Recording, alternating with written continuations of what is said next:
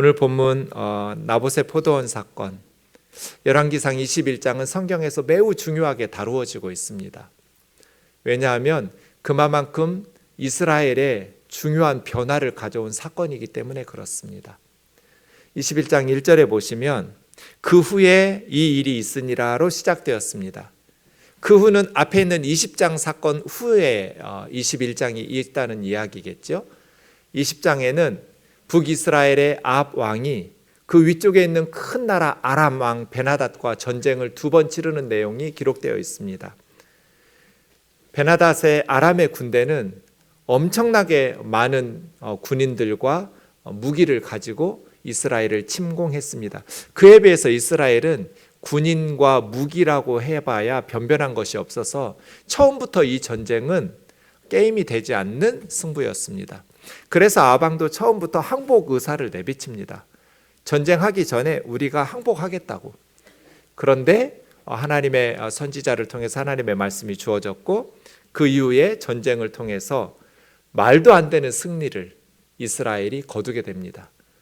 2번에 걸쳐서 이스라엘은 아람과의 큰 승리를 거두고 그 후에 이 일이 있으니라. 이제 아합은 편안하게 전쟁에서부터 나라를 건진 구국의 영웅이 되어서 이제 이스라엘이라는 별궁에서 여유 있게 쉬고 있었던 것 같습니다. 사마리아의 왕이라고 말하는 것에서 알 수 있지만 북이스라엘의 수도는 사마리아였습니다. 아합의 집은 사마리아의 왕궁이 있었겠죠. 아버지 오므리가 디르사라는 곳에서 사마리아로 수도를 옮겼으니까 아마 오므리가 지은 왕궁에서 사마리아에서 살다가 이 아합은 이스라엘이라는 곳에 겨울궁을 짓습니다. 성경에 보면 상하궁이라고 표현되어 있는데 아주 고급 자재들로 화려하게 사치스럽게 별궁을 이스라엘에 짓습니다. 사마리아는 높은 지역에 있는 도시입니다. 그래서 좀 춥습니다. 고대 도시 수도들은 높은 도시를 선택합니다.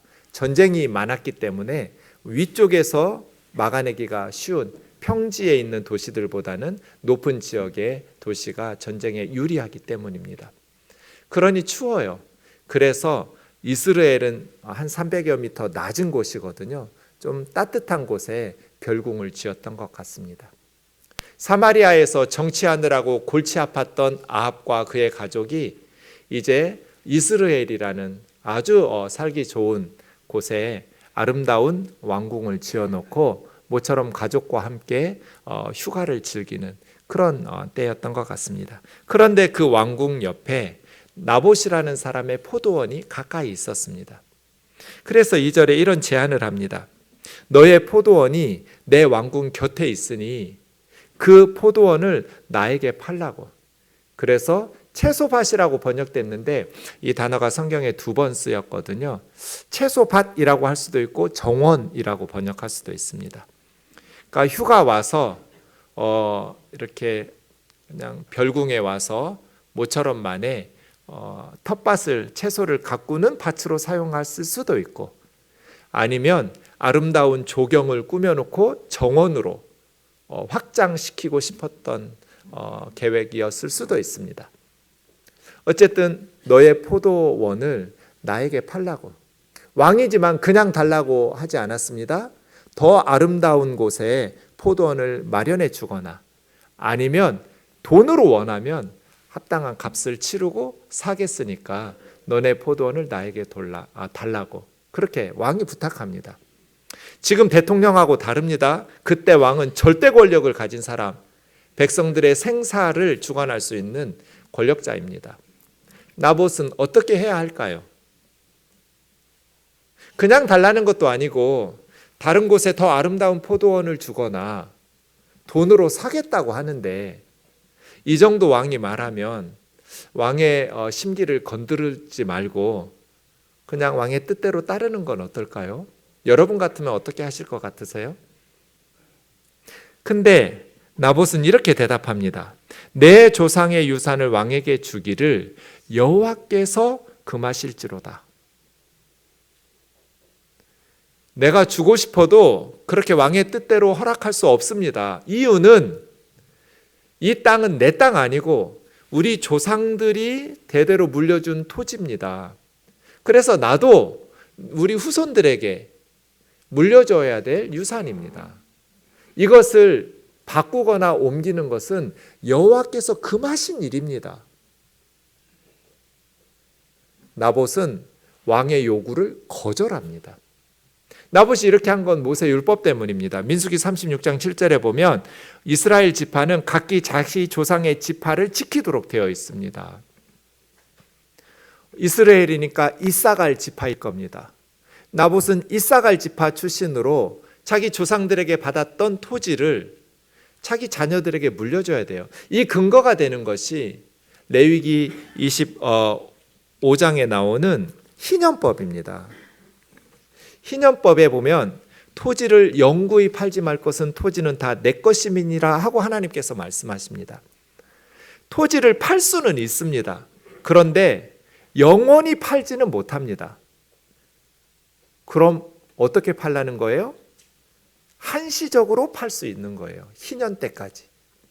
50년에 한 번씩 돌아오는 희년이 되면 원래 주인에게 돌려줘야 되거든요.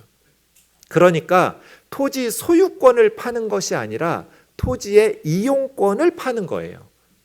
어느 가정이 갑자기 병이 들었거나 흉년이 들었거나 아니면 노름을 했거나 이렇게 해서 갑자기 가난해졌어요. 굶어 죽을 수는 없잖아요. 빚을 감당하지 못하게 되면 이제 가진 토지를 팔아야겠죠. 토지를 팔았을 때 아니면 사람이 머슴이나 종으로 몸이 팔릴 수도 있어요. 이렇게 팔았을 때 이스라엘에서는 토지 무르기를 허락하라. 무른다는 건 원래 주인에게 돌려주는 거예요. 그런데 값을 주고 샀기 때문에 그냥 돌려줄 수는 없잖아요. 그래서 어떤 형제가 가난해져서 토지나 기업을 팔았을 때는 가장 가까운 친척을 기업 물을 자라고 그래요. 예컨대 여러분의 아들이나 딸이 갑자기 가난해져서 토지를 팔았어요. 그 시대의 농경사회에서 토지가 없다라는 것은 다른 경제적인 소득을 얻을 가능성이 없잖아요. 이제 노동력밖에 없는데 농경사회에서 토지가 없게 됐어요. 아들이나 딸이. 그럼 부모된 심정으로 어떻게 하겠어요? 돈이 있다면 그 아들과 딸이 팔았던 그 토지를 샀던 사람에게 값을 지불하고 다시 사주고 싶은 마음이 있겠죠. 부모된 자로서. 이게 희년법이에요. 그럴 경우 반드시 그 토지를 샀던 사람은 무르기를 허락하라는 거예요.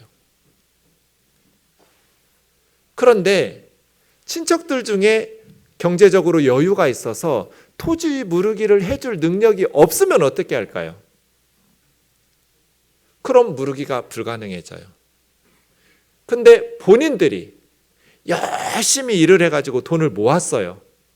몇 년 동안 우리 토지를 이용했던 그 값을 제하고 희년 때까지 남은 값을 지불하고 그러면 본인에게 토지를 다시 돌려주게 되어 있어요. 근데 본인이 그런 힘이 없어요. 또 부유한 친척도 없어서 기업 물을 자도 없어요. 이 기업 물을 자를 고엘이라고 해요. 고엘도 없고 나도 열심히 돈을 모아가지고 그 토지를 다시 사들일 힘이 없으면 어떻게 할까요? 이제 희년 때까지 기다려야 돼요. 50년에 한 번씩 돌아오는 7월 10일이 되면 뿔나파를 불어요. 길게 양각나파를 불어서 희년을 선포하면 세 가지가 동시에 이루어져요. 희년이 되면. 첫 번째는 모든 집으로 팔려갔던 머슴이나 종살이 하던 사람들이 해방돼요. 노예 해방. 가족들이 다시 모여요. 두 번째는 기업을 다시 돌려줘요. 토지예요, 대부분. 토지를 원주인에게 다시 돌려줘요. 세 번째는 토지만 돌려주고 빚이 그대로 남아있으면 다시 금방 그 토지를 팔아야 되니까 빚을 탕감해줘요. 희년 때까지 갚지 못한 빚은 탕감시켜줘요. 부채 탕감. 그래서 50년에 한 번씩은 가족들이 원래 조상들로부터 물려받았던 기업을 되찾으면서 빚이 탕감되니까 부모 세대가 아무리 어리석게 투자를 하거나 아니면 중요한 사업의 실패나 흉년이나 어떤 질병이 있었다 할지라도 자녀 세대가 그 가난이 대물림되지 않을 수 있어요. 그러려면 각 기업은 자기 조상들에게 물려받았던 토지를 잘 지키고 있어야 돼요. 그런데 나봇은 그 하나님께서 금하신 것을 얘기한 거예요.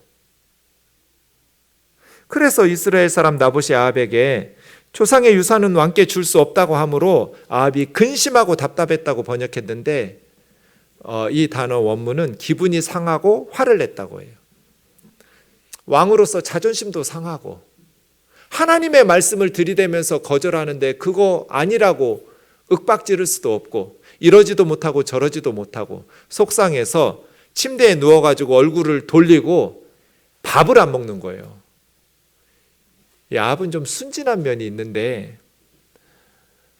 곤란 어린아이처럼 유치하게 속상하다고 밥을 안 먹으니까 왕비 이세벨이 왜 밥을 먹지 않느냐고, 왜 식사 안 하냐고 물었더니 6절에 이렇게 대답해요. 내가 이스라엘 사람 나봇에게 말하여 이르기를 내 포도원을 내게 주되 돈으로 바꾸거나 만일 내가 좋아하면 그 대신에 포도원을 내게 주리라 한즉 그가 대답하기를 내가 내 포도원을 너에게 주지 아니하겠노라 하기 때문이로다. 여러분, 다른 사람 말을 전달할 때 조심해야 돼요. 여러분에게서 왜곡시켜가지고 본래 말한 사람은 그렇게 말한 게 아닌데 잘못 전달하는 경우들이 종종 있잖아요. 그래서 이세벨이 당신이 이스라엘을 다스리는 왕이 맞냐고, 무슨 왕이 이러느냐고 하면서 식사하고 일어나서 마음 즐겁게 하라고 내가 이스라엘 사람 나봇의 포도원을 왕께 드리리이다. 여러분, 이때 아합은 어떻게 해야 돼요? 1번 일어나서 밥을 먹는다. 2번 어떻게 할 계획이냐고 물어본다. 어떻게 해야 돼요? 2번 해야죠. 아니, 당신 어떻게 할 계획이냐고, 당신이 어떻게 나봇의 포도원을 나에게 줄 수 있느냐고, 당신에게 무슨 좋은 묘수가 있냐고 물어봐야 되는 거 아니에요? 그래서 이 이세벨이 아합의 이름으로 편지를 씁니다. 이스라엘 성읍에 나봇이 사는 그 지역의 장로들과 귀족들에게 편지를 썼어요. 원로들과 귀족들에게. 편지에 뭐라고 썼냐면 금식을 선포하고, 이건 국가적 재앙이 임했을 때예요. 하나님께 큰 죄를 범해서 지금 하나님께서 진노하실 상황이다. 그러니 금식하면서 하나님 앞에 구해야 된다. 그리고 나봇을 백성 가운데 높이 재판정에 앉힌 후에 건달 2사람, 불량자 2사람을 그 앞에 마주 앉게 하고 그 나봇이 하나님과 왕을 저주했다라고 위증하게 해라. 그리고 그를 성 밖으로 끌고 가서 돌로 쳐서 죽여라. 여러분, 이스라엘의 장로들과 귀족들은 어떤 선택을 해야 될까요? 여러분이 이스라엘의 장로나 귀족이라면 어떻게 하시겠어요? 이거 다 거짓말이잖아요. 이스라엘의 장로들은 나봇이 왕의 부탁을 거절한 걸 다 알고 있겠죠. 당연히 나봇의 포도원 사건을 들었을 거예요. 그럼 이 사람들 어떻게 해야 돼요? 세상에서 그리스도인들이 살아갈 때 양자택일의 선택의 순간이 있어요. 나봇은 왕의 요구와 부탁을 들어줄 선택을 할 수 있고, 지상의 왕보다 만왕의 왕이신 하나님의 말씀에 순종하면서 하나님의 말씀을 선택할 수 있었어요. 양자택일이죠. 나봇은 이때 목숨 걸고 하나님 말씀 선택한 거잖아요. 그 시대의 왕의 부탁을 거절한다는 것은 그냥 달라는 것도 아니고 더 아름다운 포도원 준다는데, 돈을 준다는데, 그럼에도 불구하고 하나님의 말씀 희년법을, 모세 율법을 들이대면서 여호와께서 금한 것을 제가 허락할 수는 없다라고 거절하는 나봇의 선택은 목숨 건 거잖아요. 지상의 왕이 아닌 만왕의 왕의 선택을, 이 위험한 선택을 한 거잖아요. 그러면 이스라엘의 장로들과 귀족들은 한 번이라도 문제 제기를 해야죠. 왕비님 이건 아닙니다. 이래서는 안 됩니다. 해야 되는 거 아니에요? 이런 믿음의 사람, 하나님의 사람을 보호해주고 지켜줘야 되는, 그래야 원로 아니냐고요. 그래야 귀족 아니냐고요. 그런데 왕비의 뜻을 거스르기에는 원로들과 귀족들도 목숨을 걸어야 되는 선택이거든요. 양자택일의 순간. 이세벨이 이렇게 나오는데 이세벨에게 딴소리 했다가 그 다음 자기들에게 닥칠 일이 너무나 불보듯 뻔하잖아요. 그래서 이스라엘의 장로들과 귀족들이 편지대로 합니다. 이세벨에게 통보를 합니다. 아합 왕의 이름으로 편지가 왔지만 이스라엘의 귀족과 장로들은 다 알고 있었어요. 이세벨이라고. 이세벨이 악한 음모를 꾸몄다는 걸 알았으면서 그렇게 죄에 동참한 거예요. 나봇이 돌에 맞아 죽었나이다. 그래서 이세벨이 자기 남편에게 당신 일어나서 이스라엘 사람 나봇이 돈으로 바꿔주기 싫어하던 포도원 차지하라고. 나봇이 살아있지 않고 죽었다고. 아합은 이때 어떻게 해야 돼요? 이때라도 나봇이 왜 죽었냐고 물어봐야 하잖아요. 아합은 나봇이 어떻게 해서 갑자기 죽었느냐고 묻지를 않아요. 곧 일어나 나봇의 포도원을 차지하러 그리로 내려갔더라. 왕이 아니에요. 그런데 한 가지 이상한 점이 있어요. 나봇이 하나님과 왕을 저주했으면, 그래서 나봇이 돌에 맞아 죽었으면 나봇의 포도원이 왕의 것이 될 수 있어요? 아니죠. 나봇의 아들들이 있었잖아요. 나봇의 가족의 것이 돼야 하잖아요. 열왕기하 9장 26절에 보시면 여호와께서 말씀하시기를 내가 어제 나봇의 피와 그의 아들들의 피를 분명히 보았노라. 나봇만 죽인 게 아니에요. 지금 이스라엘의 장로들과 귀족들은 나봇의 아들들과 가족들을 다 죽이고 몰살시킨 거예요. 그래야 유산을 물려받을 사람이 없어지죠. 하나님과 왕을 저주한 나봇만 죽인 것이 아니라 죄 없는 나봇의 아들들까지, 가족들까지 다 죽였어요.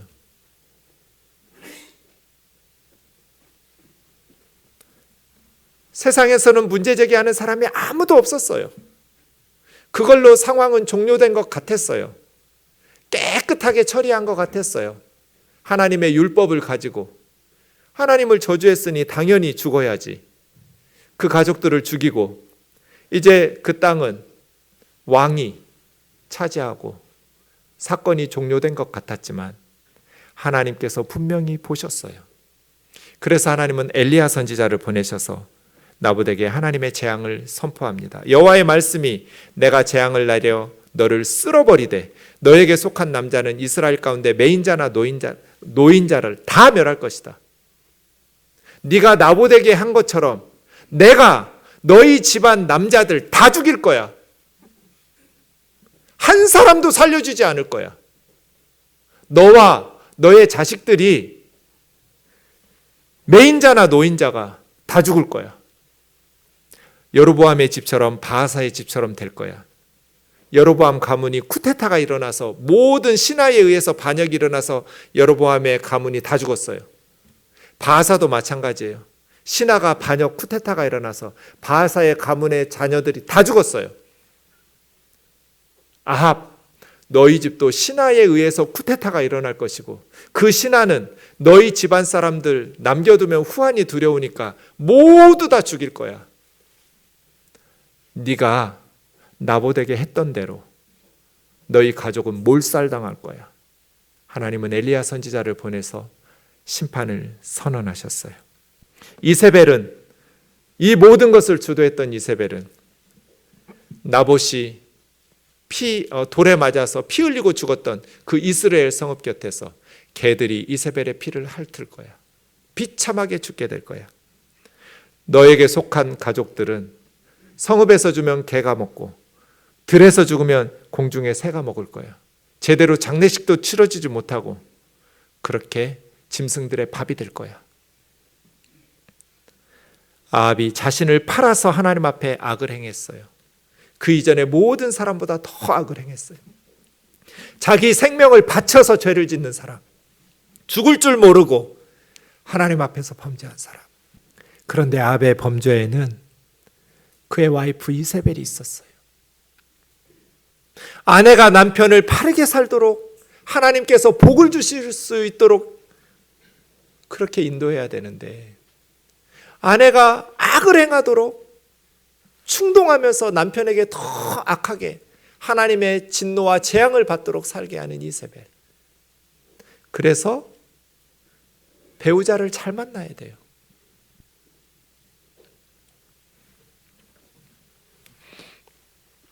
이세벨은 이스라엘 여자가 아니었거든요. 시돈의 엣바알의 딸이에요.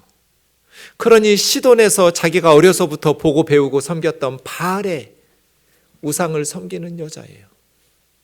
바알의 토지법은 지주법이에요.